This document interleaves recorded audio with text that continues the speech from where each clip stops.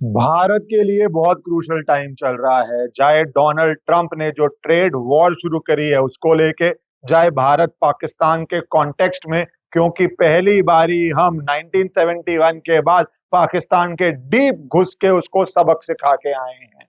और एक इंडिविजुअल नागरिक के लिए भी, मिडिल क्लास के लिए भी, इकोनॉमिक जो अनसर्टिनिटी आ रही है, जॉब लॉसेस आ रहे हैं, एआई आ रहा है, ग्लोबल टैरिफ वॉर से कौन से हमारी इकोनॉमी के अंदर उछाल आएगा, कहाँ पे गिरावट आएगी, आपको पर्सनल लेवल पे कैसे अफेक्ट करेगा।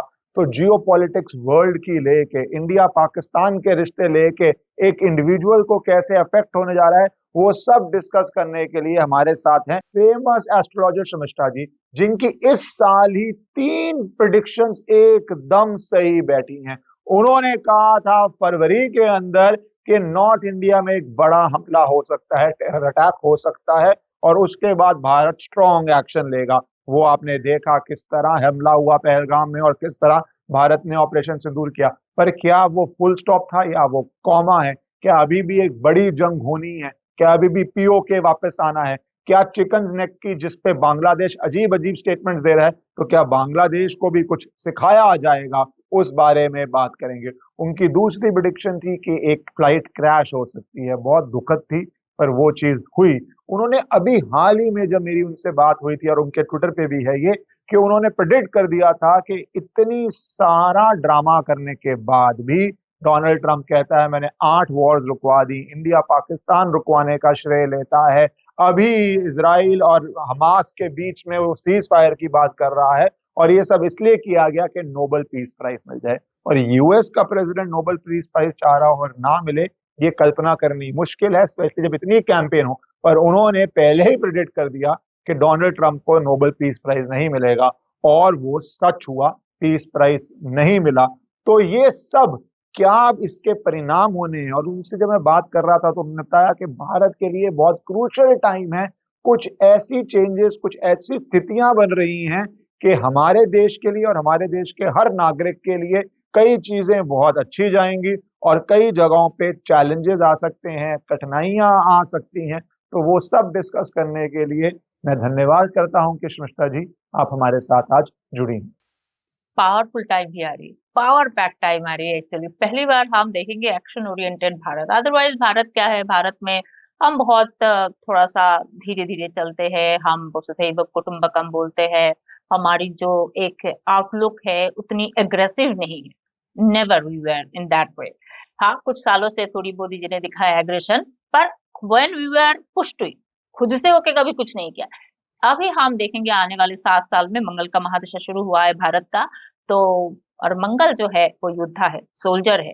मंगल प्रोटेक्टर है, भूमि कारक है, भूमि के पुत्र है। अब इस भूमि जो माता है भूमि कारक है और भूमि के पुत्र है, और उनको भौम भी बताया जाता है। और मंगल पावरफुल एनर्जी, मंगल के पास परसिवरेंस है, मतलब जब तक शत्रु परास्त नहीं होता है तब तक लगे रहना। तो ये सारे चीजों की जो महादशा आई है, और मैं आपके दर्शकों को थोड़ी देर के लिए बता देती हम्म। हूँ कि बहुत बार वो लोग सोचते हैं कि अरे इंसान की तो कुंडली बन गई, तो भारत का दशा कैसे हो सकती है। जो भी देश है उनका जो इंडिपेंडेंस डे होता है, जिस दिन से वो देश एस्टैब्लिश होती है, उसकी जो संविधान बनती है, लॉ एंड ऑर्डर बनता है, उस दिन को हम लेते हैं कि उस देश का एक कुंडली उस दिन से बन जाती है। तो उस हिसाब से भारत का जो है मंगल का महादशा शुरू हुआ है, और उसी हिसाब से हम मंगल की बात कर रहे हैं। मंगल महादशा में क्या यूनिक होता है, क्या होता है जो हमें हमें करेक्टर से बाहर एक्ट करवा देगा? क्योंकि हमें तो ये दिमाग में घुसा गया है कि अरे हम तो नॉन वायलेंस में बिलीव करते हैं, नॉन वायलेंस से ही हमें आजादी मिल गई, नॉन वायलेंस से ही हमें जीना है। तो क्यों हमारे अंदर ये अग्रेशन जैसे आप बता रहे हैं, क्या इसमें रीजन है जो आ जाएगा? इसके लिए मंगल जो है उसको समझना बड़ा जरूरी है कि मंगल को जो है ना कार्तिकेय का रिप्रेजेंटेटिव मानते हैं, और कार्तिक जो है देवताओं का सेनापति है। तो आप समझिए, अगर सोल्जर है, योद्धा है, प्रोटेक्टर है, सब कुछ है, एनर्जी है, एक्शन ओरिएंटेड है। मंगल के पास सब एक्शन है। तो जब आप एक्शन ओरिएंटेड है तो ऑब्वियसली आप जो बारीकी मेंटल जो काम होती है हम्म। ना, ब्रेन वर्क, हम्म। जो जो योद्धा होता है उसको उतना नहीं आता है। हम्म। बाजू में जिसका दम होता है, ब्रेन में थोड़ी वीक होते हैं। तो जो हमारी जो इन सारे कुछ कुछ चीजों पे हम लैकिंग भी करेंगे, हम्म। पर अब एक्शन में नहीं रहेंगे। और मंगल की महादशा अब जब बहुत पावरफुल है, एक्शन ओरिएंटेड है, योद्धा है, ये सब चीजें तो आप सबको समझ ही आ गया होगा। मंगल के महादशा आते ही क्या होता है, आप सबको, जिन लोगों को एस्ट्रोलॉजी नहीं भी आती है, उनको भी सुन के बहुत इंटरेस्टिंग लगेगी। जैसे मंगल का महादशा यूएसए का आया था जब ओबामा प्रेसिडेंट थे। तो ओबामा जो 5-5, 10 साल थे, उनमें से 8 साल 9 साल उनको एक्चुअली मंगल का महादशा 7 साल चलती है। 7 साल उन्होंने सिर्फ वार लड़ा है अलग अलग देशों पे। सबसे ज्यादा अगर अमेरिकन सोल्जर को, बच्चों को किसी राष्ट्रपति ने वार लड़ने के लिए अलग अलग देश में भेजा है तो सिर्फ वो ओबामा। उसके बाद भी उनको जबकि मिला है पीस प्राइज, वो अलग बात है, but he is the one. आप सब लोग को ये पता होगा कि जितना ओबामा ने वार लड़ाया और उनके बच्चों को भेजा, उनके तो नाम ही है प्राइवेट, उनके आई मीन जो सैनिकों का प्राइवेट है, बस भेज देते हैं। तो बस ओबामा को तो एक फनी केस है, उनकी प्रेसिडेंसी शुरू होते ही उनको नोबेल पीस प्राइज मिल गया था। आपने शपथ ग्रहण करते ही ऐसा क्या काम कर दिया कि आपको नोबेल पीस प्राइज मिल जाएगा? वो नोबेल की भी एक वैलिडिटी दिखा देता है। पर उनके 8 साल, उनके 2 टर्म्स में जितना यूएस ने मिसाइल बॉम्बिंग करी अलग अलग देशों की, वो एक यूनिक उसमें ही रिकॉर्ड है। मंगल महादशा, क्योंकि अमेरिका का मंगल महादशा चल रहा था, तो वो तो किसी से लड़े नहीं डायरेक्टली, पर उन लोगों की जो एग्रेसिव मोड है, वार ओरिएंटेड, एक्शन ओरिएंटेड होना, वो हमें दिखा। अब थोड़ा आते दूसरे देश के ऊपर। जब इजराइल का 1952 में इजराइल ने क्या किया, इजराइल ने बोला है कि उन्होंने एक पॉलिसी बनाया, the law of land, law of return उसका नाम दिया उन्होंने। पॉलिसी का नाम दिया लॉ ऑफ रिटर्न। मतलब दुनिया भर में जितने भी जूस है, बस तुम्हें जू होना चाहिए, कहीं पे भी, अफ्रीका के हो, यहाँ के वहां के जू हो, तो ये धरती, ये मिट्टी तुम्हारे लिए है, तुम आ और तुम्हें दिया जाएगा। 3 मिलियन से ज्यादा लोग, अलग अलग फैमिली, मतलब जू फैमिली आए और उन लोगों को वहां पे सिटीजनशिप दिया गया, रहने का जगह जो भी है सब कुछ दिया गया। अब इंडिया का भारत का मंगल महादशा शुरू हुआ है 11 सितंबर से 2025। उससे 2 ही दिन पहले हमारे जो गृह मंत्री अमित शाह जी, उन्होंने क्या घोषणा किया है, उन्होंने कहा, पहले था 2004, फिर 14, फिर उन्होंने कहा नहीं 2019 तक भी ऐसा कुछ बोला, आई थिंक 2019, राइट? सीएए के अंदर जो आप कह रहे हैं, हाँ, कहा कि अब कहीं पे भी हिंदू होना चाहिए।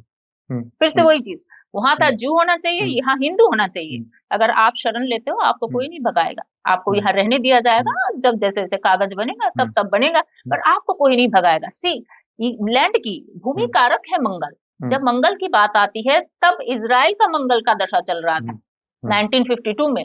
तो इजराइल ने अपने लैंड को मार्किंग कर दिया, दिस इज फॉर जूज, ये जूजों का लैंड है और कोई नहीं। यहाँ पे हम हिंदुओं का ये देश, हम कहते हैं कि हिंदुओं के लिए कोई देश नहीं है। तो मंगल का महादशा आते ही शुरू हो गई है। और थोड़ा हम खोल के बात कर रहे हैं कि अगर आप हिंदू होंगे, कहीं के भी होंगे, यू कैन स्टे हियर। ये पॉलिसी चेंज तो बहुत जरूरी है। नेचुरल होम है सनातन का भारत, और उसको हमें रिकॉग्नाइज करना चाहिए। पर जो ये पाकिस्तान के ऊपर ऑपरेशन सिंदूर हुआ, क्या ये सिर्फ एक झांकी थी, झलक था? इसका नेचुरल कंक्लूजन और जो मेजर कंक्लूजन है पीओके लाना, और मैं बांग्लादेश बार बार साथ में इसके जोड़ता रहता हूं, क्योंकि बांग्लादेश के जिस तरह के एक्शंस हुए हैं पिछले कई डिकेड्स में, वहां पे हमारी जनसंख्या भी आप देख सकते हैं, हिंदूज की, सिख्स की, किस तरह कम हुई है। तो वो दोनों एंगल से भूमि पे क्या होने वाला है? अब जैसे चाइना का जब मंगल का महादशा आया 1962 में, और 1962 में उन्होंने हमसे हमारा हिस्सा छीन लिया, 32,000 किलोमीटर, लगभग एक इजराइल जैसा बड़ा सा एक देश उन्होंने ले लिया है। उनका मंगल का महादशा चल रहा था, उन्होंने अपना भूमि का एक्सपेंशन कर दिया, इलीगली किया, लीगली किया अलग बात है, पर किया ना। तो उन्होंने ये किया। अब रशिया की बात देखिए, जब रशिया का मंगल का महादशा चल रहा था, तो उसी में उनका जो बोरिस येल्त्सिन शायद थे उस टाइम में, तो उन्होंने अर्ली रिटायरमेंट लिया और अर्ली इलेक्शन बुलाया। तो उसपे ये अब जो पुतिन है वो जीत के आए 2000 में। 1999 में ये सब हुआ। उनका 1999 के एंडिंग से उनका मंगल का महादशा शुरू हुआ रशिया का। जैसे ही वो आए पुतिन बन के, उस 7 साल में सबसे पहले उन्होंने यही किया, चेचनिया जो कुछ मुस्लिम प्रधान था, जो पहले उनसे अलग हुआ था, रशिया के अंदर नहीं था, उन्होंने चेचनिया के साथ वार किया, जो सेकंड चेचन वार जिसको बोलते हैं। अब मैं इतनी पॉलिटिकली मतलब जियो पॉलिटिकली इतनी क्या नहीं हूँ, ये सब मेरी रिसर्च वर्क के लिए मैंने जाना, because I am writing one book, one magazine, तो उसके लिए बड़ी जरूरत है एस्ट्रोलॉजी के लिए। तो सेकंड चेचन वार में उन्होंने चेचनिया ले लिया, बोला भाई ये हमारा हिस्सा, हमारा था, ज्यादा बड़बड़ कर रहा है, इसको ले लो। तो आपको क्यों लगता है कि हम नहीं लेंगे? सरदार पटेल ने जो हैदराबाद से किया हो, या गोवा तो एक फ्रीडम मूवमेंट थी, वो एक्सेप्शन छोड़ दिया जाए, भारत ने प्रॉपर एक्शन लेके फॉरेन टेरिटरी अपने अंदर, 1971 का एग्जांपल कर लीजिए, हम पाकिस्तान में लाहौर तक घुसे पड़े हैं। बांग्लादेश तो पूरा हमारे अंडर था, जो उस समय पाकिस्तान का हिस्सा था। हमने कुछ पोर्शन, कोई भी देश होता एक बड़ा पोर्शन अपने पास रखता। आज भी चिकन नेक की बात होती है, जो एक नैरो कॉरिडोर है, उसको हम ब्रॉडन, काफी ब्रॉडन कर सकते थे, और उस समय अपोज करने वाला था कौन?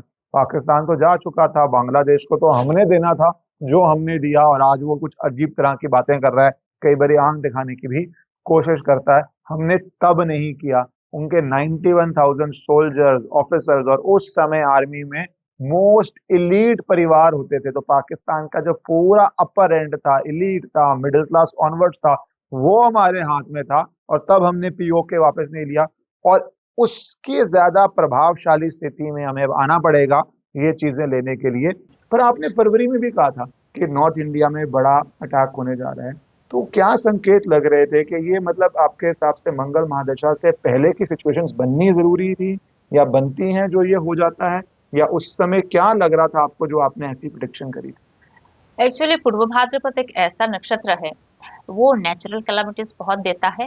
और उस नक्षत्र का तो आप लोगों को समझ में नहीं आएगा, पर नक्षत्र का सिंबल बताने से आपको पता चल जाएगा कि भाई कितना डेडली है। उस नक्षत्र का सिंबल है, एक कार्ट है, ठेला गाड़ी टाइप है, हम्म। जिसमें लाशें है। सो हम्म। हम्म। वो क्या बता, गड़ा हुआ मुर्दा निकाल के लाता है, वो पुरानी पुरानी चीज भी निकाल के लाएगा, which is going to be very stressful for everyone. Hmm. जब चार चार बड़े बड़े प्लैनेट उस एक नक्षत्र में मतलब ट्रांजिट में हो हम्म। गए थे, हम्म। वो 4 अप्रैल में, हम्म। तो तब पता ही था कि हमारी देश में कहाँ वो पूर्व भाद्रपद कहाँ बैठ रहा है। हम्म। ऐसा इतनी जल्दी नहीं हुआ, इतना कई कई सालों तक नहीं हुआ है।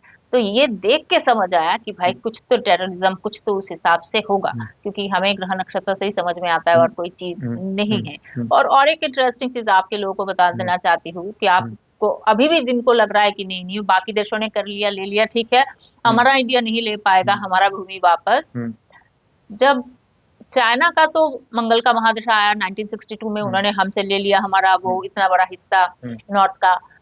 उनका एक मंगल का शॉर्ट पीरियड आया जुपिटर के अंदर, मंगल का अंतर्दशा, तो उनका जो हांगकांग उनसे छीन लिया था। हम्म। हम्म। ब्रिटिश पीरियड, ब्रिटिशों हम्म। के पास था वो, हम्म। यूके के पास था। तो चार्ल्स या मेरे ख्याल से कोई गए थे हम्म। वापस हम्म। 97 में, हम्म। 1 जुलाई और 1 जून, आई थिंक 1 जुलाई 1997, एकदम क्या बताओ तरीके से उनको वापस हम्म। दिया। बोला भाई ये हम्म। आप तुम्हारे अंडर में है, हम्म। तुम्हारा हम्म। है, ये हम्म। तुम्हारा भूमि, तुम वापस लो। थोड़ा टर्म्स एंड कंडीशन हम्म। था, इस तरीके से इसको हम्म। चलाना वाला ना हम्म। है, हम्म। But they got it back, hmm. उनके अपनी चीजें। हम्म। तो मंगल का महादशा आएगा तो भूमि में तो वापस आना है, और एक दो दिन के लिए नहीं, हम्म। 7 साल के लिए है, आना तो है। और इसकी शुरुआत हो गई, आप देखिए कौन सा पाकिस्तान आराम से बैठा हुआ है। हम्म। हम्म। पाकिस्तान के लिए भी कॉम्प्लिकेशन क्रिएट हो गई है, क्योंकि पाकिस्तान सोचा था अफगानिस्तान जुड़ जाएगा, बिकॉज पाकिस्तान इतना चौड़ा नहीं है, तो उसको स्ट्रैटेजिक डेप्थ मिल जाएगी। उस समय भारत की मिसाइल्स क्या इतनी दूर जा पाएंगे? आज तो हमारी मिसाइल्स बहुत अच्छी हो गई हैं, पर स्ट्रैटेजिक डेप्थ छोड़िए, अब पाकिस्तान को मल्टीपल फ्रंट वॉर झेलना पड़ रहा है, क्योंकि अफगानिस्तान पाकिस्तान के ऊपर निरंतर हमला कर रहा है। वो कह रहा है ये लैंड ही हमारा है, ये क्या अंग्रेजों ने एक लाइन खींच दी, उससे अफगानिस्तान की सीमा तय नहीं होगी। पाकिस्तान के लिए पिछले साल सितंबर में मैंने एक ट्वीट किया था, जो मेरी पिन ट्वीट है, अच्छा। कि 2025 इज ऐसा पाकिस्तान के लिए एक साल हम्म। रहेगा जो पाकिस्तान की आर्मी ने जिंदगी में नहीं देखा होगा। Pakistan army will feel helpless. तो डेली उनका कोई बड़ी वार तो चल हम्म। नहीं रहा है, हम्म। रशिया और यूक्रेन जैसा, हम्म। फिर भी उनकी डेली सैनिक मर रहे हैं, उनके अपने लोग मार रहे हैं, वो बलोच वाले मार रहे हैं, वो अभी तो अफगानिस्तान वाले हम्म। मार रहे हैं, और हम्म। हमसे भिड़ जाए तो हम भी मार रहे हैं। सो 5-5 6-6 फ्रंट से वो बेचारे हम्म। परेशानी में आ गए हैं। और उनकी भूखमरी, उनकी सिविल वार हम्म। जैसे हाल, वही हम्म। सब मैंने लिखा है। Hmm. These are the things going on right. अब पता चला कि हाँ, सही बात अभी चला है। अब आते आगे क्या होगा हम्म। उनका। देखिए, जब इस पाकिस्तान का जब केतु का पीरियड चला था 1971 में, तो उनका एक भूमिखंड उनसे टूट गया था, जो बांग्लादेश है अभी। और अभी जैसे केतु फिर से केतु का मतलब विनाश में केतु का अंतर्दशा आएगा, और जिस तरीके से उनकी ट्रांजिट, ऐसी बात नहीं है, बाकी चीज भी देखनी होती है, ट्रांजिट में उपपद लग्न के आसपास आएगा, तो अगले साल की जून जुलाई से उसके बाद एक साल 2027 की जून जुलाई तक एक साल वो किसी भी कीमत पे अपनी देश को इंटैक्ट नहीं रख पाएंगे। इट्स जस्ट नॉट आस, क्या पता बलोच, क्या पता सिंध, मतलब उनका तो वन फ्रंट नहीं है ना, there are so many front, so not at all possible. मेरा तो कहना है कि ये उनका जो प्राइम मिनिस्टर का क्या नाम है, शहबाज शरीफ है ना, शहबाज शरीफ का जाने का टाइम आ गया है, अब कुछ दिनों में वो भी जाएंगे।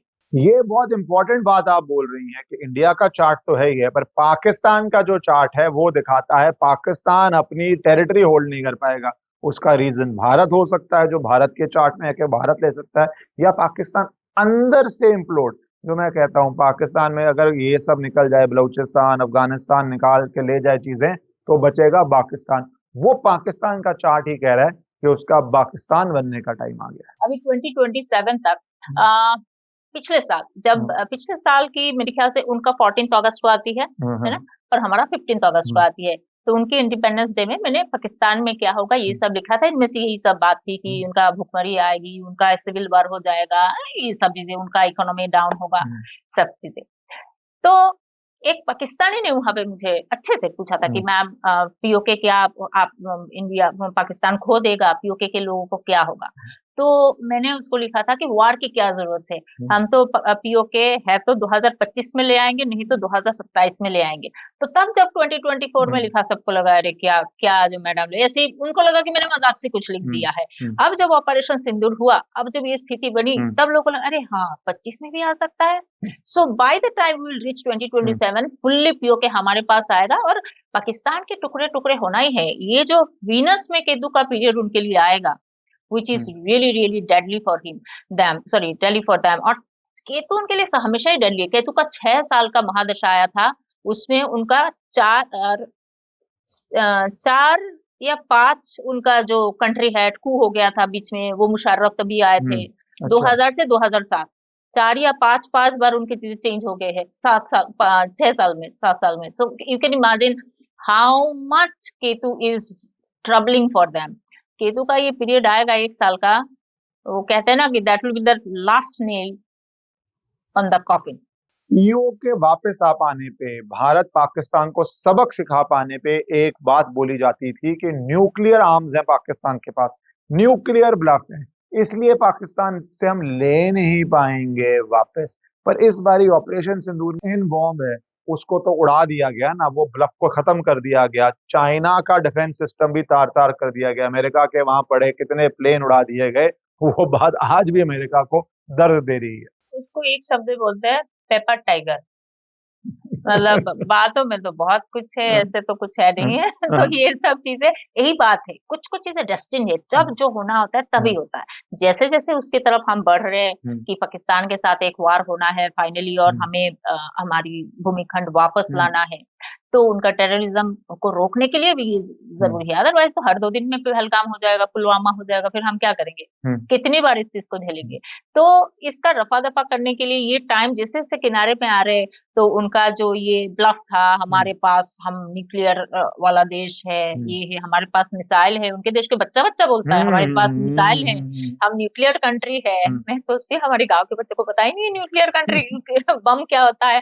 सो क्योंकि अब उनके माद्रासा में वही शायद पढ़ाते। देखिए इसके पीछे एक लॉजिकल रीजन भी है, आप हंसेंगी शायद, मानेंगी नहीं मानेंगी, पर लॉजिकल रीजन ही है कि वहां पे बच्चों को बचपन से सिखाया गया, वेस्ट से, अमेरिका से, सऊदी अरेबिया से जाके मांगो तुम भीख, और पाकिस्तान के हो तो इंडिया को ट्राई करो, इंडिया के लोगों को यूज करके, कुछ जो इंडिया में एजेंट्स हैं कि भैया इंडिया को हम ब्लैकमेल करेंगे। तो एक तरफ भीख, एक तरफ ब्लैकमेल, बच्चों को यही सिखाया गया है। हम अपने बच्चों को क्या सिखाते हैं, अरे एजुकेशन करो, बिजनेस खोलो, आप कहीं से इकोनॉमिक ग्रोथ करो, देश के लिए कंट्रीब्यूट करो, ना भीख सिखाते हैं ना ब्लैकमेल सिखाते हैं। तो वो पाकिस्तान का यूएसपी है।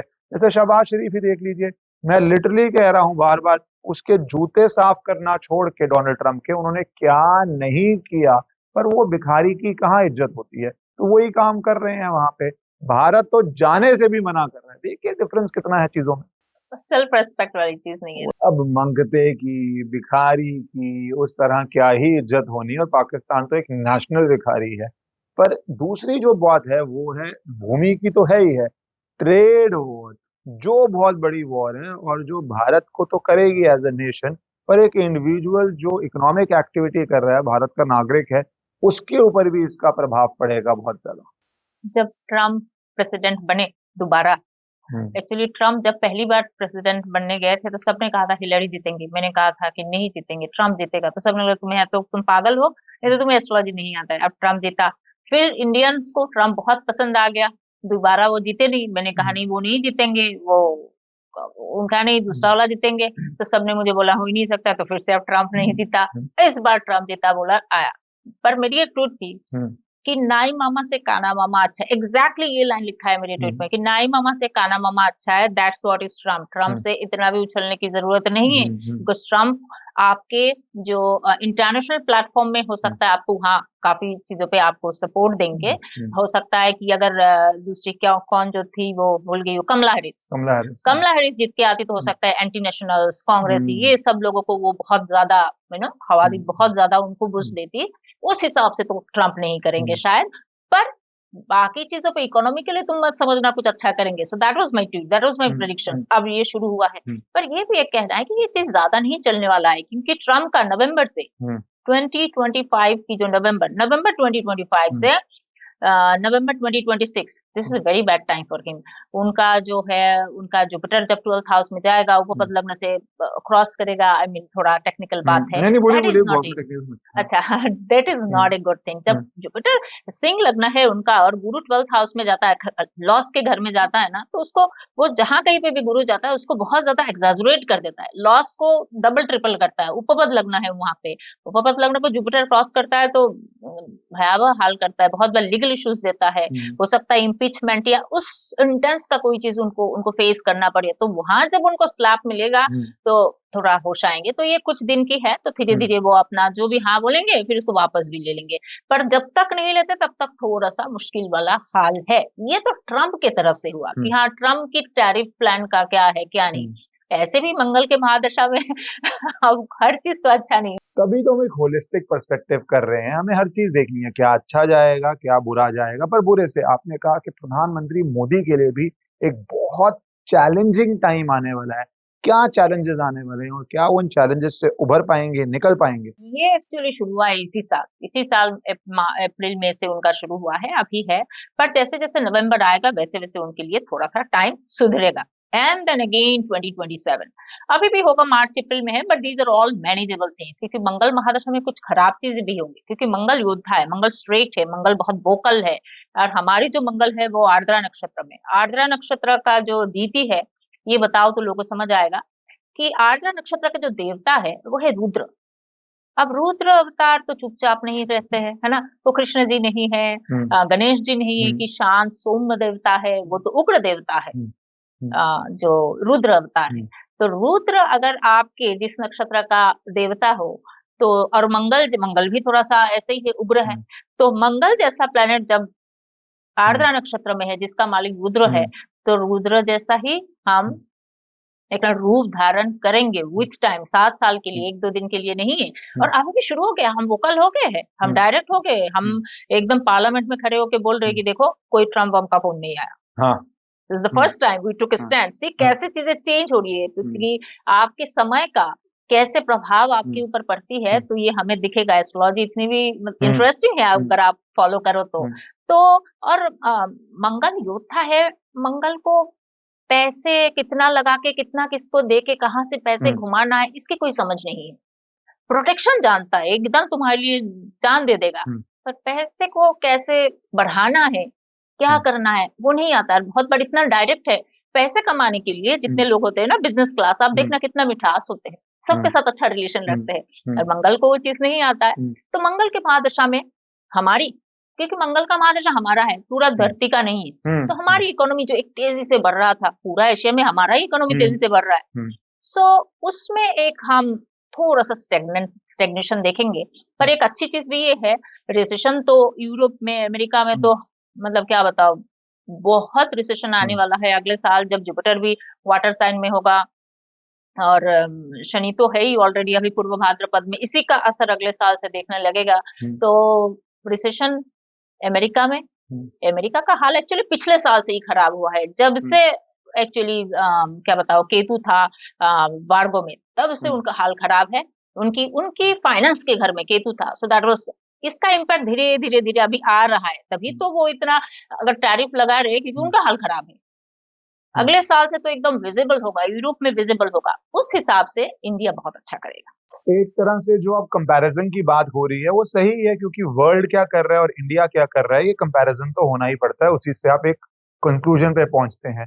पर क्या कोई इमेजिन कर सकता था, और जो मैं बात बता रहा हूँ ये इंडियन मीडिया ने नहीं करी है, ये जर्मन मीडिया ने, उसके बाद न्यूयॉर्क टाइम्स ने करी, कि डोनाल्ड ट्रंप फोन कर रहे हैं 4 बारी प्रधानमंत्री मोदी को, और प्रधानमंत्री मोदी फोन पे नहीं आ रहे। सुपर पावर का लीडर इंडिया को फोन करे और इंडिया फोन भी ना उठाए, इतना स्ट्रॉन्ग स्टैंड ले, ये मुझे नहीं लगता कोई कल्पना कर सकता था। या दूसरी बारी हो गया है जब प्रेसिडेंट ट्रंप ने इनवाइट किया है कि प्राइम मिनिस्टर मोदी आए, और दोनों बारी, पहले वो यूएस जाने से मना किया, और अब जो इजराइल हमास के बाद पूरा यूरोप उनके पीछे खड़ा हो गया और एम्बैरेसिंग वे में खड़ा था, और शहबाज शरीफ तो वहां पे क्या क्या जूता पॉलिश करना रह गया था, और भारत के प्रधानमंत्री वहां पे नहीं गए, क्योंकि उनको पता था कि वहां पे किस तरह का कॉमेडी शो हो रहा है। तो ये दोनों बातें मुझे नहीं लगता कोई कल्पना कर सकता था। एकदम मर्शियन एटीट्यूड है दिस वन, कि भाई हमें नहीं करना है, so you are direct, now you know how to say no.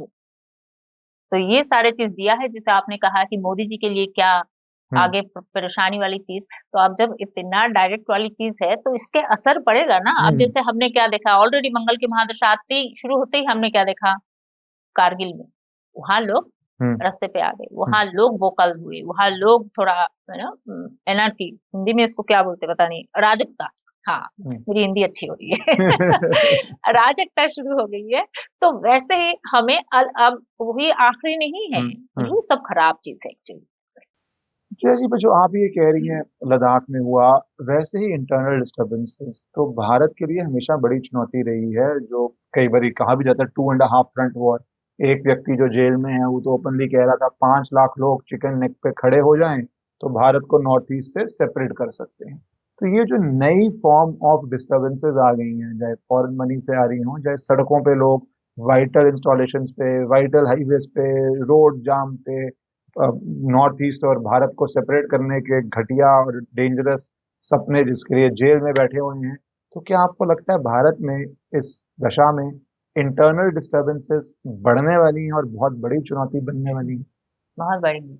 Ladakh आखिरी नहीं है, लद्दाख जैसे और भी होने वाले, मतलब अराजकता 2025 से जो शुरू हुई है, ये और भी प्रदेश में या फिर और भी सिटीज में ये होना ही है। थोड़ा इंटेंसिटी कम ज्यादा कुछ भी रहे, पर इस अराजकता तो होना ही, मतलब लोगों को रास्ते पे आना लोगों को डिसोबीडियंस। आपको पता है आर्द्रा नक्षत्र में मंगल है, आर्द्रा नक्षत्र की एक कहानी बताती हूँ कि आर्द्रा नक्षत्र की उत्पत्ति वहां से हुई थी कि ब्रह्मा जी ने, उनको तो बताया गया कि आप पूरा धरती पे क्रिएशन आपको भरना है, लोगों से भरना है, क्रिएट करना है, क्रिएट करते जाइए, जीवों की क्रिएट कीजिए। तो उन्होंने सबसे पहले अपनी मानस पुत्र, मतलब जो उनके मन से उन्होंने इमेजिनेशन से बनाया, 4 छोटे छोटे बच्चे बनाए थे, सनक, सनातन, सनत कुमार, 4 बच्चे बनाए थे उन्होंने। उनकी फोटोज बहुत जगह पे होती, छोटे छोटे 4 बच्चे एकदम ब्राह्मण। तो उनको जब उन्होंने क्रिएट किया, कुछ दिन बाद बोले कि अब तुम लोगों का काम है, तुम लोग का मोटिव ही था, your aim was to create you, कि आप लोग क्रिएशन को आगे बढ़ाएंगे। उन्होंने कहा नहीं नहीं, हमें तो ऑलरेडी समझ में आ गया है कि परमात्मा ही सब है, इन सब चीजों पे नहीं जाना है, हमें ब्रह्म ज्ञान होना है, हमें परमात्मा के पीछे हमें वेदों का ज्ञान चाहिए। तो ब्रह्मा जी ने बहुत समझाया, बहुत ही समझाया, पर फिर भी नहीं समझे। और कलयुग नहीं है ना, सृष्टि के पहले की बात है, आप जब आपके पिता के खिलाफ एक भी शब्द बोलो बहुत बड़ी बात होती थी, तो नहीं मानना बहुत बड़ी बात थी, और समझाने के बाद भी ना मानना, वो लोग और कुछ नहीं कह रहे थे, वो लोग कह रहे थे कि नहीं हमें तो ज्ञान हो गई है कि परब्रह्म ही सब है, हमें इसमें नहीं पढ़ना है, सो हमें परमात्मा के निकट जाना है, इन सब में नहीं होना है। उनको ब्रह्मा जी को इतना गुस्सा आया कि ब्रह्मा जी की पूरी फेस यहाँ पे पर्पल ब्लूइश कलर की, उनकी सारे एनर्जी जो नेगेटिव एनर्जी यहाँ जमने लगे, यहाँ पर्पल हो गया। फिर उन्होंने कुछ स्नीजिंग किया या ऐसा कुछ, वहां से वो एनर्जी नीचे गिरा, वहां से कुछ एक छोटा सा बच्चा पर्पल ब्लूइश कलर का बहुत ही विकट आवाज से, मतलब बहुत ही भयंकर आवाज से वो रो पड़ा। वहां से आर्द्रा की सृष्टि है। तो आर्द्रा की सृष्टि हुआ है डिसोबीडियंस से। तो उनके बच्चे उनकी बातें नहीं सुन रहे थे, अथॉरिटी की बातें ना सुनना। तो जब मंगल आर्द्रा में है, हमारे घर पे अथॉरिटी होते पिताजी, कभी हस्बैंड, तो यहाँ तो गवर्नमेंट हमारी अथॉरिटी है। तो देश की बात आए तो अथॉरिटी के खिलाफ होंगे लोग, people will be on road. और ये बड़ी चुनौती है क्योंकि उसी तरफ चीजें बढ़ रही हैं, इंस्टीट्यूशंस को पर अटैक हो रहे हैं, ट्रस्ट कम हो रहे हैं। एक तरह से तो पूरा कैंपेन चल रहा है कि हर इंस्टीट्यूशन को आप ट्रस्ट ना करें, और जहां ट्रस्ट नहीं होगा वहां पे ऑब्वियसली डिसोबीडियंस उसका नेक्स्ट स्टेप है, when you are not trusting authority. तो ये तो चुनौती बड़ा टाइम आ रहा है। पर जब आपने कहा मोदी जी के लिए भी, जैसे आपने कहा, तो आप बीजेपी लीडरशिप में क्या देखते हैं? आप देखते हैं कि प्रधानमंत्री मोदी जी 29 का चुनाव लीड करेंगे, 29 तक रहेंगे, या आपको लगता है कि वो अ, किस तरह जाएगा? सवाल मोदी जी को लेके कि बीजेपी को लेके? दोनों पे बताइए, मोदी जी पे भी और बीजेपी पे भी। बीजेपी तो अगला 15 से 17 साल अभी शनि है मीन राशि में, that is one water sign. जब कर्क राशि में जाएगा, मतलब और एक वाटर साइन, 5 साइन दूरी पे होती है एक वाटर साइन दूसरे वाटर साइन से, और हर एक राशि में शनि जो है 2.5 साल रहता है। तो 5 दुगुना 10 साल, और वहां पे समझ लो 12 13 तो, सो मोटा मोटी 15 साल तो मार काट के एस मिनिमम है। उसके बाद हो सकता है आए कोई मिलीजुली सरकार, ये वो बहुत कुछ चला है, हैव नो आइडिया, पर वहां तक तो बीजेपी है। हाँ, लीडरशिप चेंज होते जाएंगे, 15 साल तो शायद मोदी जी इतने सक्षम नहीं रहेंगे। तो ये चीज तो सबसे पहले सब अपने दिमाग में सेव कर ले कि BJP is here to stay, they are not going anywhere. और नेक्स्ट जनरेशन में, क्योंकि आपने बहुत इंटरेस्टिंग बात करी, 15 साल, किसका चार्ट आपको सबसे पावरफुल लगता है, या किनका चार्ट आपको बहुत पावरफुल लगता है, जो नेक्स्ट जनरेशन आप बोल सकते हैं अगर लीडर, जिसमें मैं अमित शाह जी को भी डाल दूंगा, योगी आदित्यनाथ जी, देवेंद्र फडणवीस जी असम में कर रहे हैं, या कोई वो व्यक्ति जो अभी इतना नहीं प्रोमिनेंट है इन सब की तरह, उनका, तो आपको किसका लग रहा है नेक्स्ट जनरेशन में चार्ट पावरफुल है, या सत्ता वाला चार्ट? नेक्स्ट जनरेशन के लिए मैंने भी बहुत सोचा कि अब कौन, मोदी जी के बाद कौन हो सकता है। जहां तक मोदी जी चलेंगे तो चलेंगे, फिर आगे इसके लिए 2 चीज परेशानी आई है। एक तो सबके ऑथेंटिक हॉरोस्कोप नहीं होती, ये बड़ी मुश्किल है। बोल तो मैं बहुत भी हैं। हाँ, मैं बहुत बोल सकती हूँ, एस्ट्रोलॉजर बोल देते हैं अपने से, पर ऐसी कोई इंसान की, मतलब 1-2 लोगों की मिलती है, जैसे वो असम के है ना, उनका जो है सीएम है, उनका चार्ट है, योगी जी की चार्ट है, पर सबकी जो हॉरोस्कोप टाइम के साथ, ऑथेंटिक टाइम के साथ होना बड़ा मुश्किल है। अन्नामलाई का है, पर इनमें से कोई मुझे नहीं लगा कि प्रधानमंत्री बन जाएंगे, या फिर ये जो 2029 में होगा कि 20 में होगा, एक भी हो सकता है। वो उस इंसान की ऑथेंटिक कुंडली अभी तक मेरे पास नहीं है। I don't think any one of them, there will be something. मेरा तो कहना है कि मोदी जी ही खुद रहेंगे, आप कहाँ जाना है। 28-29 जब भी कुछ होगा, I feel Modi ji will come again, he will go for the election again. 2027 में बहुत मुश्किल वाली एक टाइम है उनके लिए, कि जब केतु राहु मतलब रिवर्स उनके कुंडली के हिसाब से ट्रांजिट होगा, और वहां पे A6 एरुधापादा 6 उपपद लगना सब चीजों को क्रॉस करेगा। इससे पहले भी एक बार आया था 18 साल पहले, जब मोदी जी सीएम थे। तो वो जो गोधरा कांड हुआ था, एक साथ कुछ 21 या 23 बम ब्लास्ट हुई थी अलग अलग, और मोदी के ऊपर इतना परेशानी आ गई थी, इतना कोर्ट कचहरी ये सब उनका, वो वही टाइम था। तो 2027 में same sort of planetary position हो रही है, तो उनके लिए तो 110% बहुत चैलेंजिंग टाइम आ रही है। पर कहीं ना कहीं मुझे लगता है कि उनकी कुंडली देख के सब कुछ की वो हैंडल कर लेंगे। He is here to stay, he is not going anywhere. आप बहुत इंटरेस्टिंग कह रहे हैं, क्योंकि जितने बड़े चेहरे हैं जिनका भी अवेलेबल है, यू आर राइट, ये क्या इम्पोर्टेंट है कि बहुत बारी बर्थ डेट टाइम लोग एकदम एक्यूरेट नहीं बताते हैं। कई लोग तो बर्थ में कुछ नाम रखते हैं पर पब्लिकली कुछ और, बहुत चीजें होती हैं हमारे देश में। बट योगी आदित्यनाथ जी भी और हिमंता बिस्वा शर्मा जी भी, आप जो पब्लिकली अवेलेबल है उसमें आप बहुत स्ट्रांगली प्राइम मिनिस्टर का चार्ट नहीं देख रहे हैं। जैसे हेमंत विश्व, हाँ। अब हो सकता है वो बनेंगे आज से 15-20 साल बाद। अभी तो मुझे नहीं दिख रहा है कि हाँ अगले 5 साल में बन जाएंगी, ऐसा नहीं दिखता है। मुझे दिखा, जैसे मैंने बहुत पहले ही बोला कि योगी जी है तो 2025 के एंडिंग में या फिर 2027 में वो सेंटर में आ सकते हैं। तो सेंटर में आना और प्रधानमंत्री बनना, these are very different thing. Yes yes मुझे योगी जी प्रधानमंत्री बनते हुए एक्चुअली कभी उतना दिखते ही नहीं है, दैट्स द थिंग। और मोदी जी, फिर मैंने अपने आप मैं भी हताश हो गई। अब एक तो कुंडली मिलती नहीं है, डाटा नहीं मिलती है, ऊपर से जो भी दो चार है इनमें से कोई मुझे उस टाइप का जो एक पावरफुल पोजीशन में पहुंचना, कर्म की वो बैकअप मुझे नहीं दिखा। तो फिर मैंने अपने आप को कहा देखो बेटा इतना टाइम वेस्ट ना करो, मोदी जी हमेशा सरप्राइज देते हैं। अब योगी जी को पता था योगी जी बनेंगे, ये रेखा गुप्ता को पता था रेखा गुप्ता बनेगी, तो वो जब जाएंगे ऐसे किसी को लेके जाएंगे, सब धरे के धरे रह जाएंगे, बोलेंगे अरे ऐसा भी हो सकता है।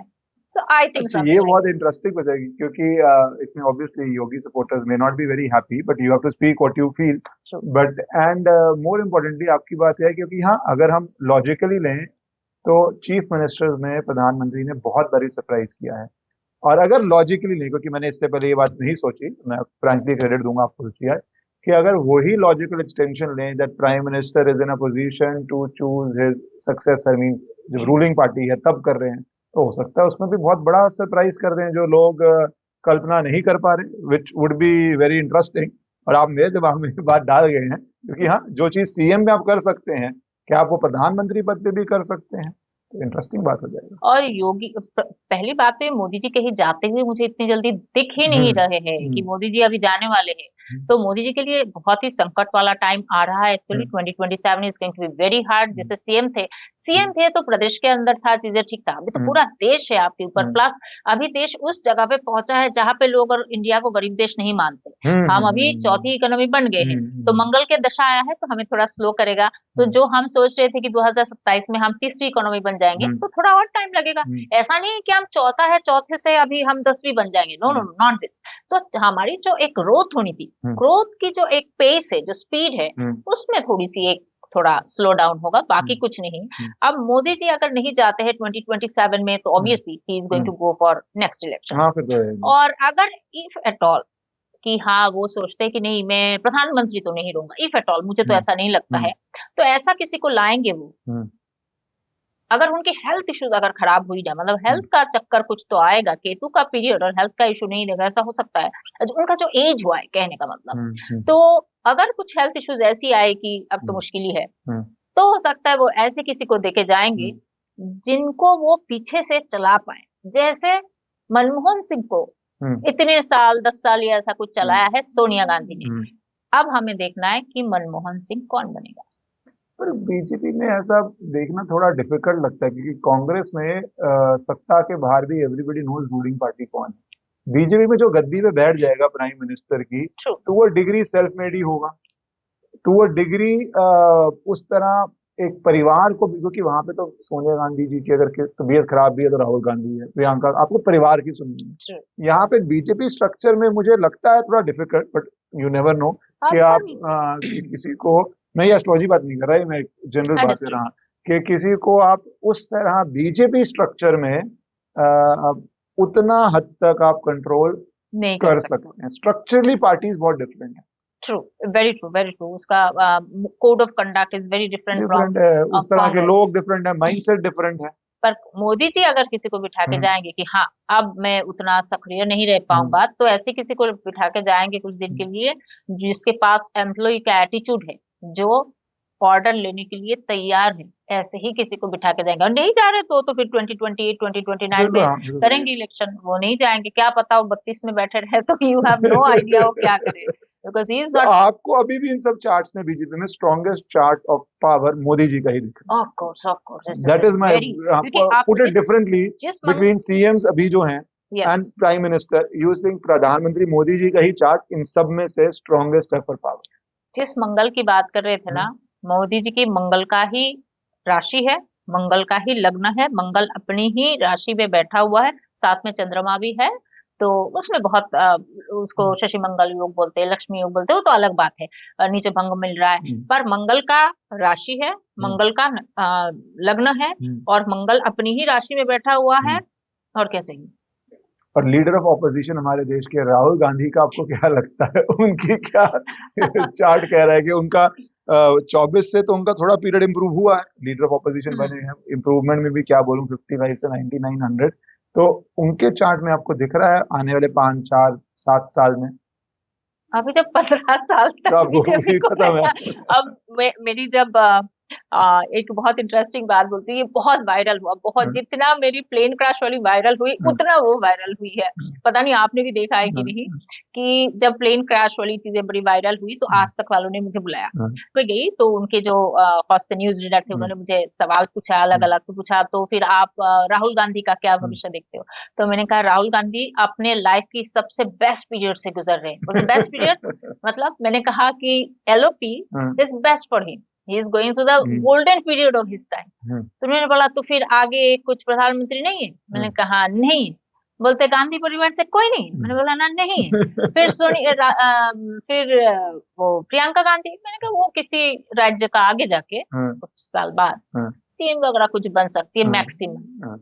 तो उन्होंने बार बार बोला कुछ नहीं है, यही पे आप दिल खत्म। तोड़ के आ गई वहां पे। हाँ, मैं सच्ची कहूँ, उसका इतना लोगों ने वायरल हाँ, वीडियो बनाया। हाँ, एक क्या बोलते हैं उसका, सलमान खान का एक हाँ, क्लिप डाल के, जहाँ हाँ, पे वो रामपाल यादव बोलता है हाँ। ये तो तुम्हारा गोल्डन पीरियड था। डाल के, God I share with you.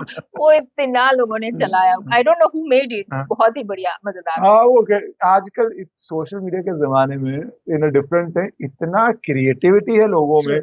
कहाँ से एक बात जोड़ के मेरी इतनी रील्स ना आती हैं मेरे पास, मैं सोचता हूँ ये क्या क्रिएटिविटी है, मुझे बनानी हो, मैं इतने नहीं हो क्रिएटिवली नहीं सकता। बना सकता, ट्रू, इतना याद नहीं ही बना नहीं रहेगा सकता। कहाँ का क्लिप कहाँ डालूं। कहाँ डालूं, कौन सा एक्सप्रेशन डालूं, और इतने कई सटीक होते हैं कि वो देख के एकदम मजा ही आ जाता है।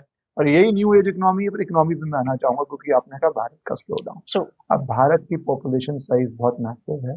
भारत के अंदर वेलफेयर स्कीम, और कई लोग कह रहे हैं वेलफेयर से आगे बढ़ के फ्रीबीज इतना बढ़ गया है, और चुनाव जीतने के लिए इतना जरूरी हो गया है कि वो होता रहेगा।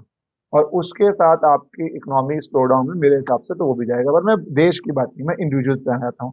तो आपको क्या लगता है कि जो स्लो डाउन आ रहा है उसमें क्या मूव्स कोई एक इंडिविजुअल कर सकता है? आपको क्या इंडस्ट्रीज लग रही हैं, क्या सिचुएशन लग रही है जहां पे एक व्यक्ति जो अपने लिए प्रोफेशन में है या बिजनेस में है, कमा रहा है, कमाना चाहता है, जिसको ना जियो पॉलिटिक्स से लेना देना है ना उसको पॉलिटिक्स से लेना देना है, उसको ये है कि मैं अच्छी तरह अपना घर चला पाऊँ, उसके लिए क्या बहुत डिफिकल्ट टाइम आने वाला है? हाँ, मीडियोकर लोगों के लिए तो डिफिकल्ट टाइम है। हाँ, जिनके पास उस लेवल का स्किल है, उसका कोई परेशानी ऐसे भी नहीं है, कम ज्यादा हो जैसे भी हो चला लेंगे। हम्म, पर मीडियोकर जो लोग हैं जिनके पास कोई भी, जैसे आप वकील हो, हम्म, बहुत सारे ऐसे वकील हैं, ऐसी पढ़ी हुई, बस वकालत कैसे ना कैसे पास कर लिए, एलएलबी, अब पता नहीं क्या चल रहे हैं, तो हम्म, उनके लिए तो बहुत ही मुश्किल वाली टाइम है।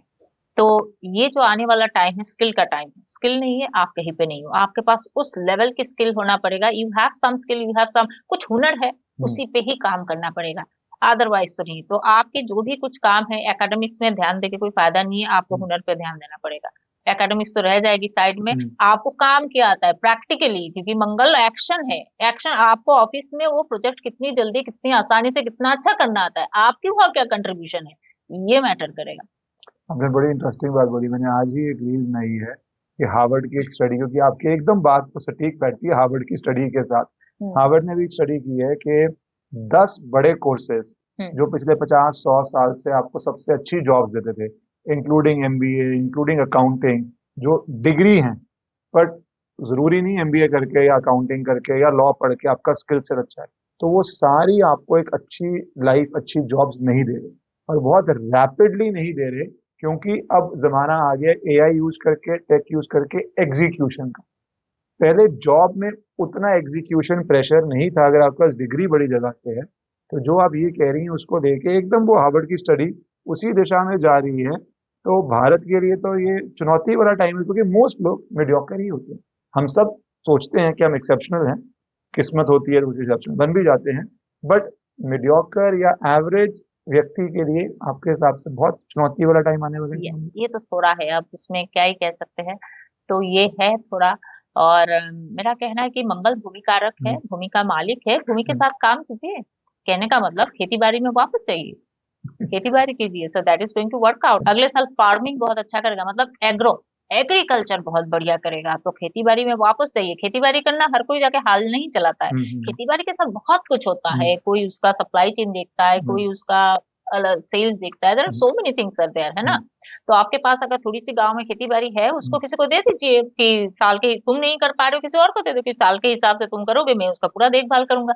सो in that way you can get engage in many various things. पर आप कहना चाहेंगे कि जो रियल एस्टेट, रियल लैंड की तरफ एग्रो बेस्ड बिजनेसेस में अच्छा स्कोप रहेगा? ट्रू। ऐसे कौन से और आप देखते हैं जो आपके हिसाब से गुड बिजनेसेस टू एंटर, जो लोग यंग लोग भी हैं या कर रहे हैं, या जो का बिजनेस कर रहे हैं वो नए में आते हैं, गुड बिजनेसेस या गुड प्रोफेशंस आपको क्या लगते हैं अगले कुछ सालों के लिए, और खराब कौन से लगते हैं? आईटी। आईटी किस गुड में बोला आपने, बैड में बोला? क्योंकि वो एक का ही नाम लेना है, इट्स बिकॉज ये जो आप कह रहे थे ना हाँ, कि वो जो हार्वर्ड का पूरा एक स्टडी आया रिसर्च पेपर है। हाँ, निकला है, स्टडी आया है, ये चीज आज से नहीं शुरू हुआ है, ये हम्म, लगभग शुरू हो गई है 2022 से। हम्म, 2022 में आया है सैटर्न एक्वेरियस साइन में। हम्म, एक्वेरियस साइन में जब भी सैटर्न आता है वहां पे एक नक्षत्र है शतभिषा। हम्म, शतभिषा नाम है, शत हम्म, मतलब 100 स्टार्स उस नक्षत्र हम्म, में है, तो बहुत बड़ी है। हम्म, 100 स्टार बहुत बड़ी नक्षत्र हम्म, है। और वो शतभिषा नक्षत्र बहुत टेक्निकल नक्षत्र है। हम्म, और टेक्निकल नक्षत्र तो और भी है, हम्म, मृगशिरा है, आर्द्रा है, चित्रा है, स्वाति हम्म, है, बहुत सारे हैं। हम्म, पर शतभिषा की यूनिकनेस ये है, hmm, it talks about new invention, मतलब वो स्पेस टेक्नोलॉजी की बात करता है, सैटेलाइट टेक्नोलॉजी की बात करता है, एआई की बात करता है, हम्म, रोबोटिक्स की बात करता है। आपको पता है लास्ट टाइम जब राहु सैटर्न गया था, राहु सैटर्न या राहु गया था इसी शतभिषा हम्म, एक्वेरियस में, हम्म, होता है शतभिषा एक्वेरियस में, एप्पल ने अपना एप्पल वॉच लॉन्च किया था। इससे पहले जब जुपिटर, हम्म, अभी नहीं 3-4 साल पहले हम्म, भी एक बार जुपिटर, इससे भी पहले जब जुपिटर हम्म, और एक बार गया था, hmm, I think that was in 95 और something, hmm, I forgot exactly. Hmm, तब ब्रॉडबैंड लोगों के लिए आ गई थी बाजार में, धरती में। सो ऐसी ऐसी नई टेक्नोलॉजी को लेके आता है वो शतभिषा, हम्म, कि भाई आपको शतभिषा 100 लोग में तुम्हें अलग ही होना पड़ेगा, क्योंकि कंपटीशन है, आप अकेले नहीं हो। हम्म, सो यहाँ आपको कंपटीशन देके, hmm, now this is competitive age, आप अकेले रह नहीं सकते हो। सो अभी तो राहु ये शतभिषा में आने ही वाला है नवंबर से, वो रहेगा 8-9 महीना वहां पे, 6-7 महीना उसका जो एक प्रोलॉन्ग इफेक्ट रहेगा, हम्म। इम्पैक्ट 10 महीना तक, 12 महीना तक। So people are going to lose more and more job. तो आईटी हो कहीं पे भी हो, स्किल नहीं है, वही बात है, हाउ यूनिक यू आर। शतभिषा में 100 स्टार्स से इसका क्या मतलब हुआ, बहुत सारे लोग होने के बाद आपको मनमानी नहीं चलती है, you need to be democratic. जब आपकी शतभिषा में कोई प्लेनेट, बड़ी प्लेनेट आना, मतलब ही अभी टाइम आ गया जहां जहां पे भी डेमोक्रेसी की कदर नहीं हो रही है, वहां पे डेमोक्रेसी लाया जाएगा। It doesn't matter how Harsh it will be. तो अगर मैं एस्ट्रोलॉजिकली इस चीज को समझा पा रही तो ये है, आगे जाके जहां जहां डेमोक्रेसी नहीं वहां आने वाली है, और टेक्नोलॉजिकली ही है, पर थोड़ी डिफरेंट। पर आप ये बहुत चैलेंजिंग डबल, जिस तरह आप बता रहे हैं ना, दो तरह का चैलेंज आ जाएगा। एक चैलेंज तो ये हो गया जैसे आपने कहा कि आप मीडियोकर ना हो, आप जिस जॉब में हो उसमें अच्छे हो, पर आप जो दूसरा चैलेंज बोल रही हैं कि टेक्नोलॉजिकल चेंज आएगी, तो उसमें तो अगर आप बहुत अजाइल नहीं हो मेंटली, और बहुत ओपन टू चेंज ना हो अगर आप, तो अगर टेक्नोलॉजी ही चेंज हो जाए, जैसे एक जमाने में इतनी बड़ी इंडस्ट्री थी हॉर्स राइडिंग, हॉर्स कैरेजेस, वो कितनी बड़ी इंडस्ट्री थी, लगेज मेकिंग कितनी बड़ी इंडस्ट्री थी, कैमरा कोडाक की इतनी फेमस एग्जांपल देते हैं लोग, कोडाक की रील्स पूरा वर्ल्ड में ट्रू डोमिनेशन थी। True. Just a technology change, just a phone coming in your hand with a camera, बड़ी बड़ी इंडस्ट्री। तो आप तो जिस तरह आप आ रहे हैं, तो दोनों ऑर्डर की चेंज आने वाली है। अपने काम में भी बहुत ब्रिलियंट होना, पर आपका काम भी ऐसी इंडस्ट्री में हो सकता है जो इंडस्ट्री ही टेक्नोलॉजी ने आउटडेट कर दी है। अगले हो सकता है 2-3 साल में ऐसा होगा, आपके पास अमेजन का पार्सल आया और कोई रॉबोट जाएगा दरवाजा खोलने। सारा डोमेस्टिक स्टाफ आउट हो गया। आउट। हाँ, अभी जो एक दिन आके 10 दिन नहीं आते हैं उनको बोलिए कि आ गया है तुम्हारा टाइम। पहले वो जो काली पीली टैक्सी वाले लोग कितने हाँ, परेशान करते थे, अब ऐसा नहीं मुंबई है। में तो स्पेशली, आप मुंबई बहुत। से हैं तो हाँ, मुंबई में तो मुंबई में बहुत परेशानी थी। बहुत परेशान करते थे। देखिए होते होते वो शिशुपाल की जैसा, आपकी 100 गलती हो गई, यू आर रिप्लेस्ड। हाँ, पर ये जैसे ऊबर आया, वहां पे मेट्रो इतनी देर प्रोजेक्ट डिले हुआ, पर लोग कह रहे थे मेट्रो आने के बाद ही, मैंने अपने काली पीली की बात की, अभी आर्टिकल पढ़ा कि वहां पे फुटफॉल जो टैक्सीज का था, वो लोग कह रहे हैं कि पहले तो मेरे पास एकदम सिर खुरकने का भी टाइम नहीं था, और अब ऑलमोस्ट 50%, 2-4 दिन में ही फॉल आ गया है। ऐसे ही गवर्नमेंट इंफ्रास्ट्रक्चर बन जाता है। या पब्लिक ट्रांसपोर्ट अच्छा बन जाता है, या उबर जो भी प्राइवेट कंपनी आपको है। मैं काट रही हूँ बीच में। हाँ। मंगल के पास स्पीड है, योद्धा है, स्पीड है, एनर्जी है। हम्म। तो ये ऑटोमोबाइल डिपार्टमेंट में चेंज होने वाला है। आप अगले साल 2026 में, हम्म। 2027, ये दोनों साल के अंदर आप देखेंगे कि बहुत बढ़िया एविएशन में चेंज आ रहा है। इंडिया में इतने सारे एयरपोर्ट बनना, इतने सारे, मतलब एविएशन में चेंज, मतलब एविएशन आम बात हो जाएगी। मतलब अभी हम्म। हर कोई सोचेगा कि भाई यहाँ से वहां, अब कुछ इतनी आम बात हो जाएगी। इतनी छोटी छोटी जगह के लिए भी आपको एविएशन का सपोर्ट मिलेगा। जैसे बहुत देर से लोग कह रहे हैं वो, कौन से फ्लाइंग टैक्सी, उस हो तरह सकता का। है ये हाँ, सब मैं हो वही बोल रहा सकता हूँ, है। उस तरह का हेलीकॉप्टर टू हेलीकॉप्टर ही अगर आप रूफ के ऊपर जा पाए, और उसकी कॉस्ट अगर चीप हो जाए या रीजनेबल हो जाए, तो वो कितना कुछ चेंज करेगी। और बहुत लोग काम कर रहे हैं, स्टार्टअप्स में सुनते रहते हैं, बट कोई ब्रेक थ्रू नहीं हुआ।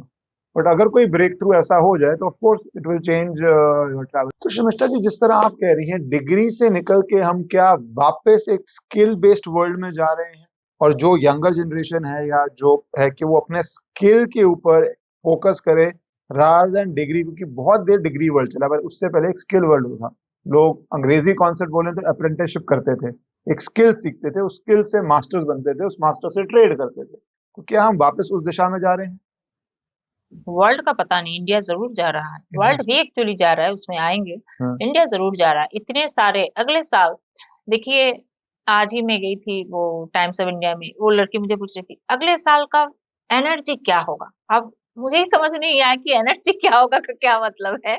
सो वही मैं आपको बता रही हम्म। हूँ, नेक्स्ट ईयर का एनर्जी क्या होगा। आपने सुना होगा कि हिंदू नववर्ष होता है, हम्म। जो विक्रम संवत जिसको हम्म। कहते हैं। तो इस साल विक्रम संवत में जो हमारी नवग्रह को नवनिर्णायक बोलते हैं, मतलब हम्म। सबको एक एक मिनिस्ट्री दिया जाता है। ये राजा, ये मंत्री, ये जलाधिपति जो मेघ करवाएगा, हम्म। बारिश करवाएगा, हम्म। ये शस्त्राधिपति, हम्म। ये निराधिपति। हम्म। तो हर एक डिपार्टमेंट का एक, हम्म। इस साल इनके हिसाब से चीजें बनेगा। हम्म। तो 2082, मतलब जो ये हम्म। 2025 में जो हम्म। हिंदू नववर्ष शुरू हुआ, हम्म। मार्च से शुरू होती है, मार्च हम्म। अप्रैल से। तो जो चैत्र नवरात्रि शुरू होती है ना, उसी दिन से वो शुरू होती है हमारी वो हिंदू नववर्ष। हम्म। अगर जिनको पता नहीं है हम्म। उनको बता रही हूँ। और महाराष्ट्रियन लोग उस दिन गुड़ी पड़वा मनाते हैं। हम्म। हम्म। तो इस बार हम्म। सूर्य राजा, सूर्य मंत्री, हम्म। सूर्य के पास क्या है, administration, hmm. Strong will power. तो इस बार हमने वर्क बिल पास करवाया, हम्म। और भी हम्म। कुछ बिल पास करवाया जो हमने सोचा ही नहीं हम्म। कभी आएगा। हम्म। तो हम्म। एडमिनिस्ट्रेशन, और जो आपकी ये सब बिल्स जो है वो एडमिनिस्ट्रेशन में आती है। हम्म। ये कुछ बाकी मंगल कुछ नहीं कर सकता है इसमें। हम्म। सो इस बार जो सूर्य का हमने ताकत देखा है हम्म। कि सूर्य राजा, सूर्य मंत्री, सूर्य सब कुछ था। हम्म। हम बिल पास करवाए, आगे भी हो सकता है हम्म। आने वाले 3-4 महीने भी और कुछ बिल पास हो जाए, हम्म। कुछ चीजें आए। अगले साल गुरु, मतलब बृहस्पति राजा, हम्म। मंगल मंत्री। जब बृहस्पति राजा होगा, हम्म। बृहस्पति इज फॉर, मतलब जो Jupiter hmm. Is for knowledge. Jupiter is for knowledge, धर्म, हम्म। अधर्म नहीं होने देते, लॉ एंड हम्म। ऑर्डर पे बात करते। तो आपका जो लॉ एंड ऑर्डर सिस्टम है, हम्म। उसमें तो मेरे ख्याल से अभी बहुत जल्दी शुरू हो जाएगी। कुछ ना कुछ हम्म। रिशाफल, कुछ ना कुछ चीजें एटलीस्ट शुरू होना। हम्म। उसकी इम्पैक्ट हो सकता है 2027-28 तक आपको हम्म। दिखेगा कि हाँ विजिबल चेंजेस है। हम्म। उसके लिए जो भी बैकग्राउंड में काम करना, लेखा जोखा, हम्म। सब 2026 से शुरू होगा, जब गुरु राजा होंगे। हम्म। तो एजुकेशनल सिस्टम में बहुत चेंज होगा। हमारी सिलेबस में चेंज आएगी। हम क्या सीखे, हम अभी भी मुगलों की बातें ही पढ़ रहे हैं कि कुछ नया पढ़ रहे हैं। हम्म। हमारे सिलेबस में चेंज आएगा। हम्म। हर लोगों के लिए शिक्षा होना चाहिए, इस चीज हम्म। पे बहुत दम दिया जाएगा, मतलब जोर दिया जाएगा। हम्म। और हायर एजुकेशन के लिए भी जो मेडिकल कॉलेज या हम्म। इंस्टीट्यूशन जो भी कुछ है वो सब और ज्यादा किया जाएगा। और हम्म। ये सब कुछ होने के लिए टीचर भी तो अच्छी चाहिए। तो टीचर के लिए नया रूल्स एंड रेगुलेशन बनेंगे। हम्म। उनके लिए जो वो टीचर के लिए एग्जाम देते हैं, सब कुछ हम्म। कुछ ना कुछ। अब मुझे नहीं पता एग्जैक्टली कैसा होगा। अब एस्ट्रोलॉजर ब्रह्मा जी नहीं होते, उनको इंट्यूटिव पर, उनको सब हम्म। कैलकुलेटिव है। तो हम्म। इतना समझ आ रहा है कि एजुकेशन सिस्टम में हम्म। चेंज आना ही आना है, मुझे पॉजिटिव चेंज, गुड हम्म। पॉलिसीज बनेंगे हम्म। एजुकेशन सिस्टम में। हम्म। और लास्ट टाइम भी जब गुरु, मेरे ख्याल से 93-94 पे, उसी के हम्म। आसपास, I am not sure about it, कौन सी यार भूल गई हूँ अब मैं। हम्म। उस टाइम में भी गुरु जब राजा बना था, उस साल के हिंदू नववर्ष में, हम्म। वो एजुकेशन सिस्टम में, टीचिंग में हम्म। बहुत चेंज लाया था। और मुझे तो लगता है आने वाले टाइम में, हम्म। अगले 1-1.5 साल में हमारे गवर्नमेंट ये कह देंगे, जो प्राइवेट इंस्टीट्यूशन है, हम्म, वो चाहते हैं कि 10,000 रुपए फीस देना क्लास 1 के बच्चे के लिए, ये सब कुछ तो एक लिमिट लगाएंगे।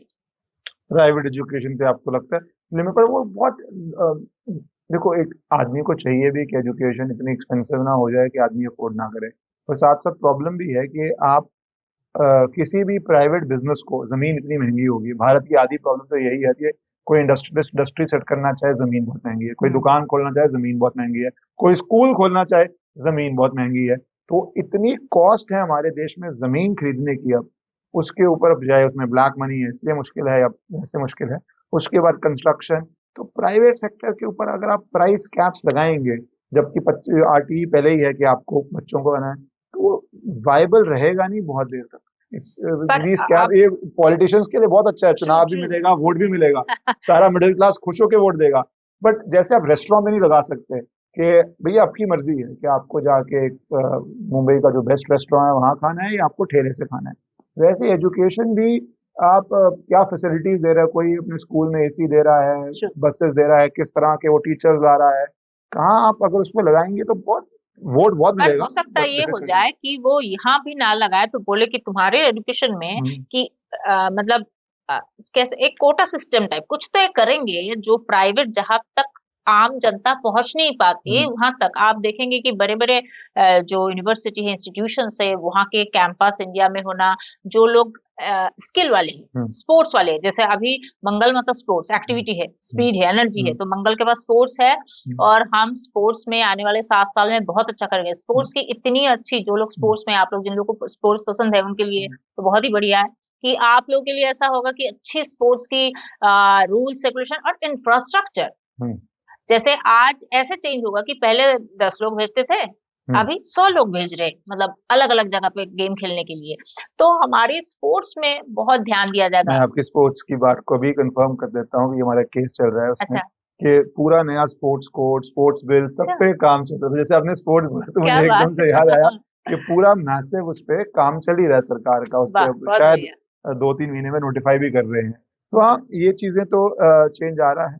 पर अब मैं थोड़ा सा अब आपसे रैपिड फायर जानना चाहूंगा, जी। क्योंकि आजकल क्योंकि अभी इन्वेस्टमेंट का टाइम भी है और आपने बता भी दिया चुनौतीपूर्ण टाइम है, तो कहाँ पे इन्वेस्ट करें, कहाँ अपनी एनर्जी लगाएं, थोड़ा सा फॉर कॉमन पर्सन जो है। तो 2026 में आप क्या बेटर कहेंगी कि इन्वेस्ट किया जाए गोल्ड में या सिल्वर में? For long term gold, for short term silver, क्योंकि 2026 में दोनों ही भागेंगे। दोनों भागेंगे। Yes, so we are going back to old currencies, gold silver, जो हिस्टोरिक फुल्ली करेंसीज हैं। फुल्ली। इंडिया में कौन सा सेक्टर सबसे बेटर रहेगा ग्रोथ के लिए? IT, pharma, real estate, manufacturing, जो ट्रेडिशनल सेक्टर्स हैं अभी तक। Manufacturing manufacturing, and agro agriculture. Agriculture मेरा सवाल आईटी में भी तो था, है मैंने ही आपने नहीं, ऐड कर दिया। अच्छा, या एग्री तो आईटी बेस्ट और तो अब 2027 में हल्का सा आईटी अच्छा करेंगे, आफ्टर दैट परहैप्स 2029 के आसपास ऐसा कुछ आएगा, अभी तो इतनी जल्दी। आईटी के लिए डिफिकल्ट टाइम आएगा, बट एग्रो कैसे साइकिल घूमता है? एग्रो आप मानते हैं बहुत अच्छा करेगा, मैन्युफैक्चरिंग अच्छा करेगा। क्रिप्टो करेंसी और गोल्ड, क्या आप प्रेफर करना है मुझे? 2026 के लिए क्रिप्टो, पर long term again 2027 2028 gold. Stock market क्या लग रहा है, बुलिश रहेगा? मुंबई है ये तो वैसे भी आपके लिए इम्पोर्टेंट सवाल है। बुलिश रहेगा, बेयरिश रहेगा? थोड़ा स्लो एंड स्टेगनेंट। थोड़ा सा महंगाई, क्योंकि लोगों के लिए महंगाई एक बड़ा मुद्दा रहता है, इन्फ्लेशन बढ़ेगी या आपको लग रहा है स्टेबलाइज होने की तरफ जाएगी? वो तो नहीं, अब जो आप ऐसे दुखी करेंसी होकर बता रहे हैं। नहीं यार, देखिए दुखी करेंसी तो ना, होने वाली बात है अगर महंगाई बढ़ेगी, बट मैं क्या कर आपको सकते हैं जो अभी है। थोड़ी देर पहले मैं आप हाँ, सबको एक सिखा रही थी, मैं आप लोग एक्चुअली सिखा भी रही हूँ, हाँ, हाँ, इसके लिए तो सबको कमेंट में थैंक यू लिखना चाहिए, मैंने बिल्कुल। आप लोगों प्लस फॉलो भी कीजिएगा, मैंने एक्चुअली में इनका एक बहुत रील जो बहुत वायरल था वो देखा, उसके बाद हम संपर्क में आए। सो एस्ट्रो मिश्रा करके इंस्टाग्राम पे है, और मेरे ख्याल से बाकी सब में भी हर जगह सब जगह सेम ही सेम। हैंडल है। तो आप प्लीज जाके ट्विटर पे, इंस्टाग्राम पे, जिस भी मीडियम पे है जाके फॉलो जरूर कीजिएगा। नाउ बैक टू पूर्व भाद्रपद, हाँ, मैंने कहा था कि वो एक ठेला गाड़ी है जहाँ पे डेड बॉडी है, तो उसी पूर्व भाद्रपद में आया है सैटर्न, आजकल ही चल रहा है। लास्ट टाइम सैटर्न पूर्व भाद्रपद में रेट्रोग्रेड हुआ था, आया इससे पहले भी रेट्रोग्रेड हुआ था। रेट्रोग्रेड मतलब एक लगता है जैसे कि प्लेनेट बैकवर्ड जा रहा है, जैसे हमें लगता है कि ट्रेन बैकवर्ड जा रहा है, पर नहीं जाता है, वो स्पीड के प्रॉक्सिमिटी और स्पीड की वजह से लगता है कि अरे पीछे पीछे जा रहा है, नहीं, वो सामने ही जाता है। इट सिम्स टू बी, लगता है। तो वैसे ही प्लेनेट जब बहुत धरती से पास में जाता है तब वो हमें रेट्रोग्रेड बीच बीच में लगता है। सो सैटर्न जब रेट्रोग्रेड हुआ है पूर्व भाद्रपद नक्षत्र में, जो अभी चल रहा है, which happened last time in 1966, जब इंदिरा गांधी पहली बार प्रधानमंत्री बने थे 39 ईयर्स बैक। तो 39 ईयर्स बैक जब ये हुआ था, हमारी करेंसी बुरी तरह गिरी थी। और जैसे ये हुआ, हमारी करेंसी अभी 88 को लगभग 89 में पहुंच रहा है, मुझे लगता है 90 तक पहुंचेगा। हमारी करेंसी जब और थोड़ी होने वाली है, हाँ ठीक है, हम चीज खरीद रहे तो अच्छा है, बेचने वालों का क्या, there are many things are there. तो इकोनॉमी करेंसी थोड़ा तो जाएगा। तो फिर आप 26 बेटर है, क्योंकि बहुत लोग बिजनेस शुरू करने का करते हैं, इसी टाइम आ रहा है। आपके हिसाब से 26 बेटर है बिजनेस स्टार्ट करने के लिए, या 27 में करना चाहिए? 2026 is good, so that on 2026 you will get the speed. You get the speed. Okay, great. क्योंकि वैसे तो इसका आपने जवाब दे ही दिया है, रियल एस्टेट बेटर इन्वेस्टमेंट है या स्टॉक मार्केट? Real estate. वही आपने जवाब दे ही दिया कि सारा मार्स और रियल एस्टेट का टाइम आ ही रहा है। स्टार्टअप के लिए, क्योंकि भारत की बहुत स्टोरी स्टार्टअप पे जा रही है, is it a good time for starting new businesses, startups में जाना, या जो ट्रेडिशनल कर रहे हैं उसी के साथ स्टिक करना? नहीं, नई चीजें कीजिए, स्टार्टअप में जाइए एकदम, अभी तो न्यू चीजों की टाइम है। इन्वेस्टमेंट हो गया। मैं लास्ट टूवर्ड्स द पार्ट करना चाह रहा हूँ, क्योंकि मैं समाज में एज अ लॉयर देख रहा हूँ कि रिश्ते बहुत टूट रहे हैं, बहुत ज्यादा। And it is not only about marriages, husband wife, it is about भाइयों के बीच में कोर्ट केसेस, पेरेंट्स के बीच में प्रॉपर्टी डिस्प्यूट से लेके इमोशनल डिस्प्यूट्स बहुत बढ़ रहे हैं। तो उसके लिए आपको क्या लगता है कि ये भारत में ये बहुत चेंज आई है पिछले 10-15 साल में? उससे पहले इतना कॉमन नहीं था कि रिलेशनशिप्स हर तरह के बिटवीन ब्लड रिलेटिव्स इस तरह टूटे हों, तो बहुत टूट रहे हैं। ये आप क्या एस्ट्रोलॉजिकली देख रहे हैं, या किसी लोगों के चार्ट में देख रहे हैं, या इस पे किस तरह उपाय करना चाहिए, सोल्यूशन निकालना चाहिए कि ये कम हो? देखिए, ये तो वर्ल्ड वाइड ये अलग अलग चीजें आ गई है, पर मैं समझती हूँ अगले साल चीजें हल्का सा बेटर लगेगा। जब गुरु कैंसर में जब एग्जॉल्टेड होता है ना, कैंसर है ही घर की सुख शांति, your domestic happiness, domestic life. तो अगले साल हल्का हल्का चीजें सुधरेगा, पर it's not for long time. वो 1-2 साल चलेगा, फिर से वही चीजें। और कलयुग में ये सब चीजें बहुत बहुत इट्स वेरी प्रोमिनेंट। आगे जाके लाइफ ऐसे ही अभी चलने वाला है, किसी के साथ किसी के लिए टाइम नहीं है, हाय हेलो बोलने का भी टाइम नहीं है, और बोल भी रहे हैं तो उसी में कंफ्लिक्ट हो रहा है इतने कम टाइम में। So this is very obvious चीजें, अभी एक नई चीजें शुरू हो गई है। No one is having time. लोगों के पास अभी 1 मिनट की रील नहीं, अभी 30 सेकंड का रील देखना चाहते हैं लोग, पूरा वीडियो देखना नहीं चाहते हैं। सो एवरीवन इज इन ए हरी, किसी के पास किसी के लिए टाइम नहीं है। सेंसिटिविटी जा रही है, कहने का मतलब। तो ये जो टाइम चल रहा है सबके लिए ही चल रहा है, सेम है। ये सारे चीजों पे जब इतनी संकट चल रही है धरती पे, एवरीवेयर, कहीं पे इकोनॉमी ठीक नहीं है, किसी की जॉब जा रही है, कहीं पे पॉलिटिकल इशू हो रही है, किसी की एजुकेशन ठीक से नहीं हो रही है क्योंकि महंगाई है, पेरेंट्स अच्छा एजुकेशन नहीं दे पा रहे, किसी को हेल्थ इश्यूज है, किसी को बीवी छोड़ के चले गए, किसी की शादी हो नहीं रही है। So many issue. जब ऐसे होता है, I have observed one thing, संकट के समय में, प्रॉब्लम के समय में इंसान की बुद्धि, जो एक rational mind and judgement power, वो बड़ी पोर हो जाती है।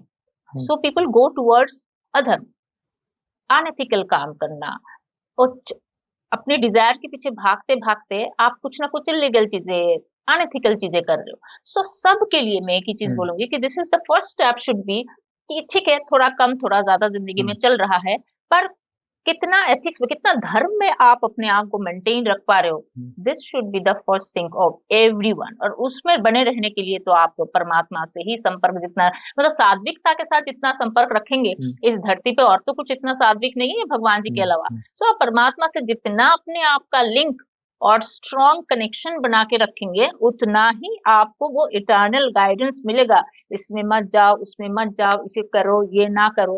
इससे बड़ी रेमेडी और कुछ नहीं हो सकते। बाकी तो मैं सबको कह सकती हूँ, जाइए मंदिर, जाइए डेली, जाइए हनुमान चालीसा पढ़िए, there are so many things are there. पर घुमा फिरा के अंत में यही है कि वही एक इटर्नल गाइडेंस आपको काम आएगा। आप ये बहुत इंपॉर्टेंट बात बोल रहे हो। मैंने भी यही पाया है कि डिजायर, या उसको आप ग्रीड बोल दीजिए, जब एक काबू से बाहर होती है, उसके लिए आपने कहा इलीगल करते हैं। मैं कहता हूँ लोग सोचते नहीं लीगल करें, तो सोचते हम शॉर्टकट ले रहे हैं।